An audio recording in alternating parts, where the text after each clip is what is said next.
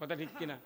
এই বাংলাদেশে কত শিক্ষিত লোক, কত ব্যাংকার, জোনাল ম্যানেজার, এক্সিকিউটিভ ডাইরেক্টর, কত ব্যাংক ব্যালেন্সের অর্থনীতিবিদ আছে, তারা এতগুলো চাকরি করে, লক্ষ লক্ষ টাকা বেতন পায়।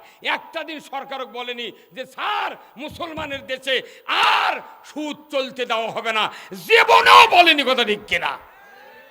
ওর গাড়ি আর বাড়ি দিলে ওরা দোজক দুনিয়াতে ঠিক করে ফেলবে। কথা কোনে রে?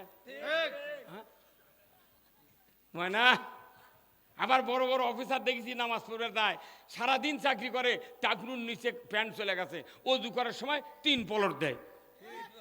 তাহলে তুই তো শিক্ষিত মানুষ, জানিস যে টাকনুর নিচে কাপড় থাকলে অজু করলে হবে না, নামাজ পড়লে হবে না, এটা কবিরা গুনাহ। যে তুমি নামাজ পড়ার সময়, অজু করার সময় পলটালে, পরে ছাইড়া দিলে, তুমি আবার কিসের বুদ্ধিমান?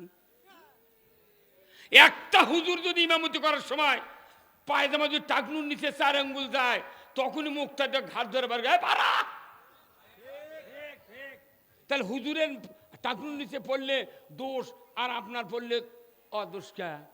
বড় বড় অফিসার আছে, সিগারেট খায়, জনগণের সাথে কথা কয়,